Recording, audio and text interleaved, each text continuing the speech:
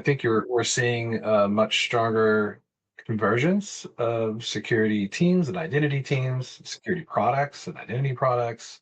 I think that's where we're, as an industry, being pulled, right? The threat landscape continues to go up. Um, with the with AI being able to move at machine speed. We all probably saw the Anthropic driven breach attack this past week. Yeah. There's a demand on organizations to make sure that their security um, keeps pace with the threats that are out there. So many organizations have increased their budgets for security, but if you continue to improve your security, identify your threat signals or threat patterns that might be there, you're looking at you know, IP ranges and rate of requests. We're putting in all these controls on the security side to try to identify risks, based off of behavior. There's a lot of investment in that area. But when you do see a problem, what do you do?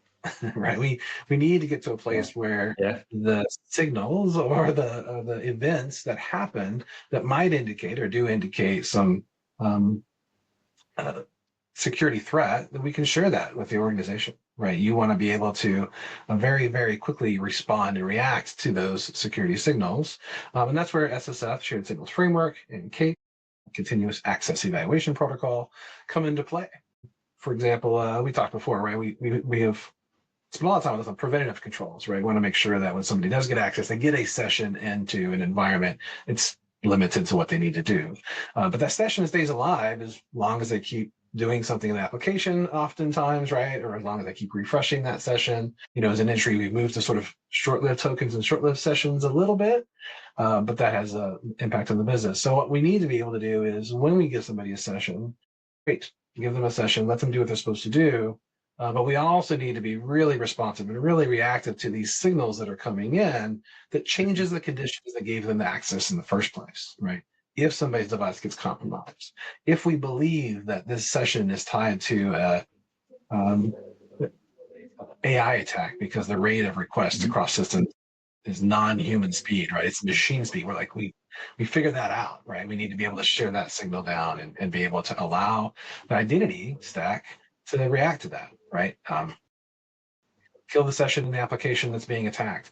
Kill the session at the IDP and let it perform single logout if that's in place, right? Mm. We can send a request over to the IGA system, like this account is being attacked or it's been hijacked. We believe it's been hijacked. Remove all the privileged access and move them into security hold group, or simply, and once we do those events, then let the security team know. And one of the talks I did recently, I sort of said, would it be great, identity team, if when a security event happens, the security team figures it out. They figure out there's a breach is occurring or an incident is occurring. They oftentimes Slack you or walk down the hall and say, hey, we have a breach. We think it's this person. What are they doing right now? Where are they logged in? So it's this very manual process of reaction from a security threat to closing off the identity threat. And so, if we get better about this, if we build these integrations based off of these open standards, now your identity systems and services and the whole stack can react to these security threats and signals as they occur. So when a device gets compromised, signal comes over to your identity stack. We can kill sessions, we remove their access. And then when the security team Slacks you, walks down the hall, you can be like, yeah, I already took care of it, right?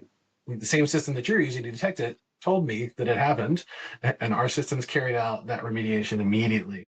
And I think that's going to be, a really important and necessary again as we move into a place where threats get faster and faster and faster. We have to move at machine speed because the threats are moving at machine speed.